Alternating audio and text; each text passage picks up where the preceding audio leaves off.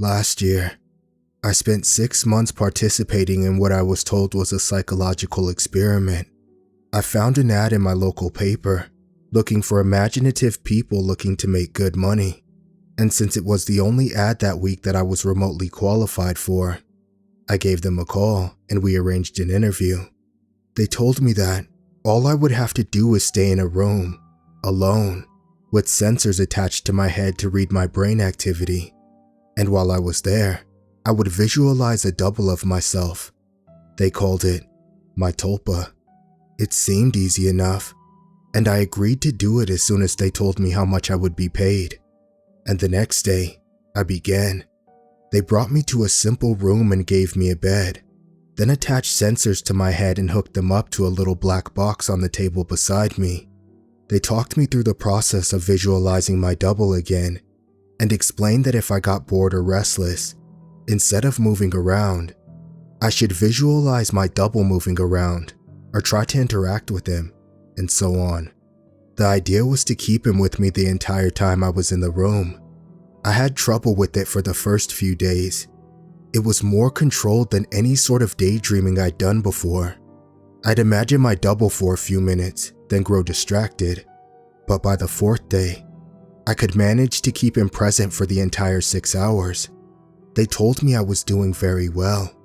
The 2nd week, they gave me a different room, with wall-mounted speakers. They told me they wanted to see if I could still keep the Tulpa with me in spite of the distracting stimuli. The music was discordant, ugly, and unsettling, and it made the process a little more difficult, but I managed nonetheless. The next week, they played even more unsettling music, punctuated with shrieks, feedback loops, what sounded like an old-school modem dialing up, and guttural voices speaking some foreign language. I just laughed it off. I was a pro by then. After about a month, I started to get bored. To liven things up, I started interacting with my doppelganger. We'd have conversations or play rock, paper, scissors, or I'd imagine him juggling or breakdancing, or whatever caught my fancy. I asked the researchers if my foolishness would adversely affect their study, but they encouraged me. So we played and communicated, and that was fun for a while. But then, it got a little strange.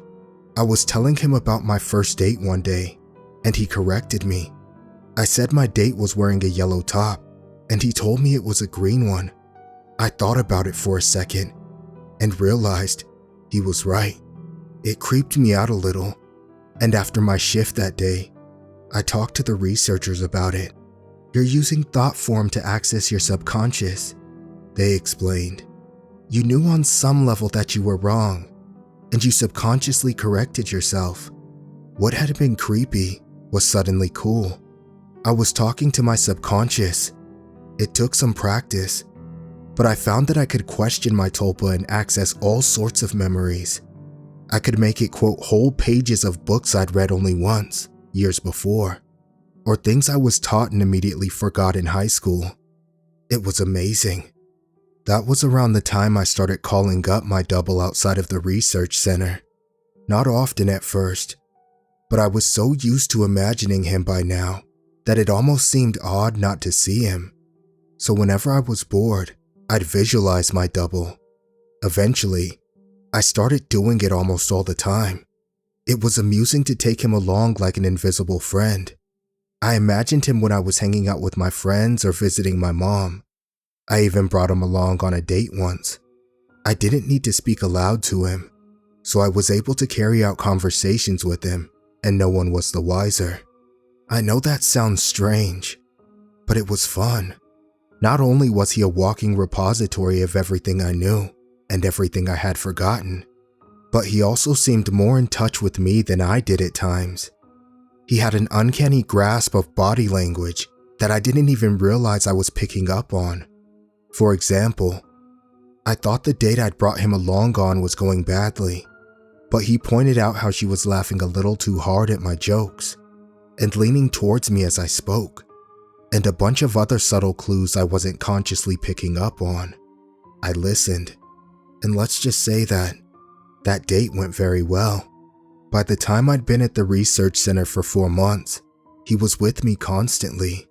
The researchers approached me one day after my shift and asked me if I stopped visualizing him. I denied it, and they seemed pleased. I silently asked my double if he knew what prompted that, but he just shrugged it off. So did I. I withdrew a little from the world at that point.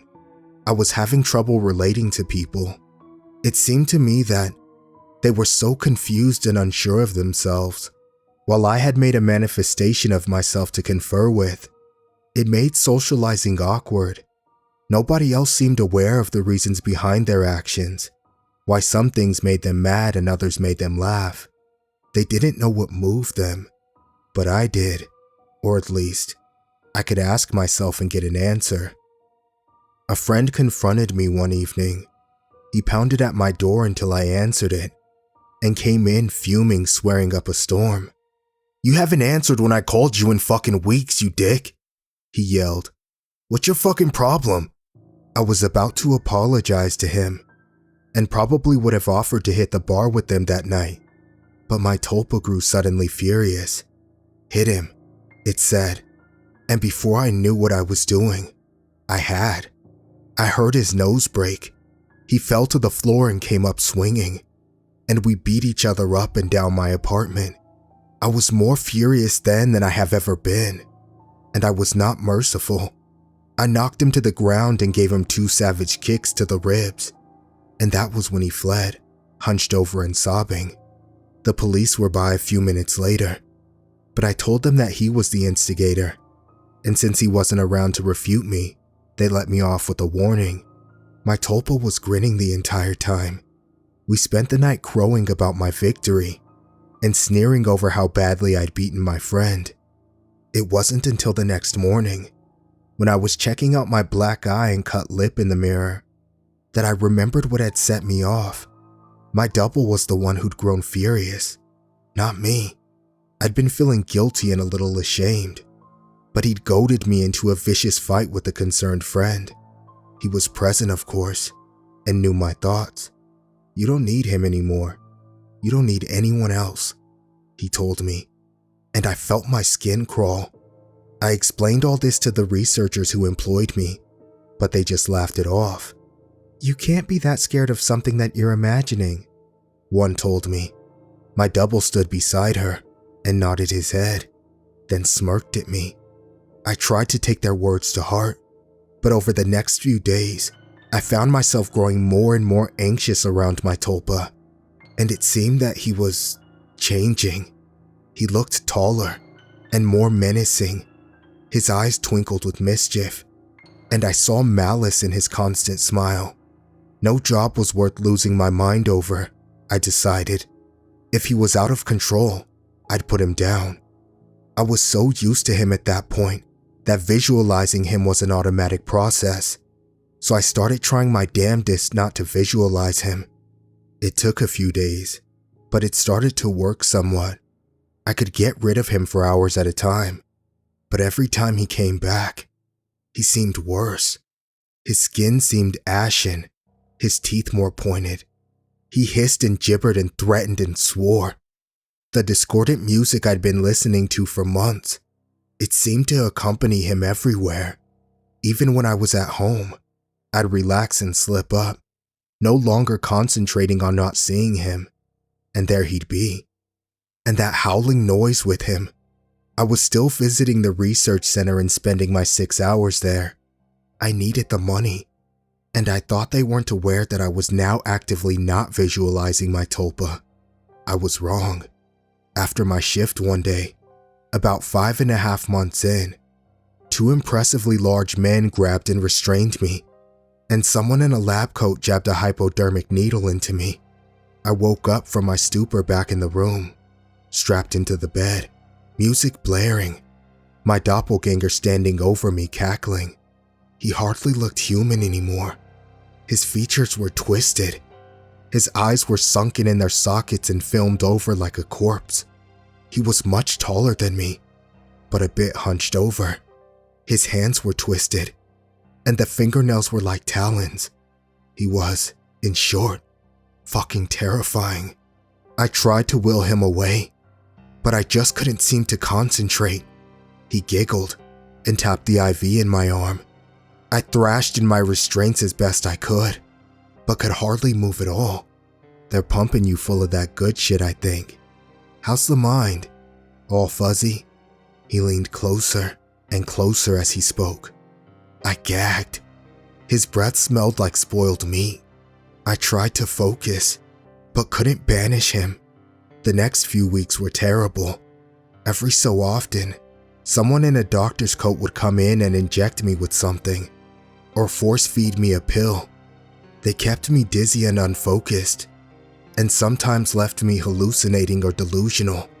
My thought form was still present, constantly mocking. He interacted with, or perhaps caused my delusions. I hallucinated that my mother was there, scolding me, and then he'd cut her throat and her blood would shower me. It was so real that I could taste it. The doctors never spoke to me. I begged at times, screamed, hurled curses, demanded answers. They never spoke to me. They may have talked to my Tulpa, my personal monster. I'm not sure. I was so doped and confused that it may have just been more delusion, but I remember them talking with him. I grew convinced that he was the real one, and I was the thought form. He encouraged that line of thought at times, mocked me at others. Another thing that I pray was a delusion. He could touch me. More than that, he could hurt me. He'd poke and prod at me if he felt I wasn't paying enough attention to him. Once, he grabbed my testicles and squeezed until I told him I loved him. Another time, he slashed my forearm with one of his talons. I still have a scar. Most days, I can convince myself that I injured myself and just hallucinated that he was responsible. Most days. Then one day, while he was telling me a story about how he was going to gut everyone I loved, starting with my sister, he paused. A curious look crossed his face and reached out and touched my head, like my mother used to when I was feverish. He stayed for a long moment and then smiled. All thoughts are creative, he told me. Then he walked out the door. 3 hours later, I was given an injection and passed out. I awoke unrestrained. Shaking, I made my way to the door and found it unlocked. I walked out into the empty hallway and then ran. I stumbled more than once, but I made it down the stairs and out into the lot behind the building. There, I collapsed, weeping like a child. I knew I had to keep moving, but I couldn't manage it. I got home eventually. I don't remember how. I locked the door and shoved a dresser against it, took a long shower, and slept for a day and a half. Nobody came for me in the night, and nobody came the next day, or the one after that. It was over. I'd spent a week locked in that room, but it felt like a century. I'd withdrawn so much from my life beforehand that nobody had even known I was missing. The police didn't find anything. The research center was empty when they searched it. The paper trail fell apart. The names I'd given them were aliases. Even the money I'd received was apparently untraceable. I recovered as much as one could. I don't leave the house much, and I have panic attacks when I do. I cry a lot. I don't sleep much, and my nightmares are terrible. It's over, I tell myself. I survived. I used the concentration those bastards taught me to convince myself. It works. Sometimes. Not today, though. 3 days ago, I got a phone call from my mother. There's been a tragedy. My sister is the latest victim in a spree of killings, the police say. The perpetrator mugs its victims, then guts them. The funeral was this afternoon. It was as lovely as a funeral service can be, I suppose. I was a little distracted though. All I could hear was the music coming from somewhere distant. Discordant, unsettling stuff that sounds like feedback and shrieking and a modem dialing up. I can hear it still, a little louder now.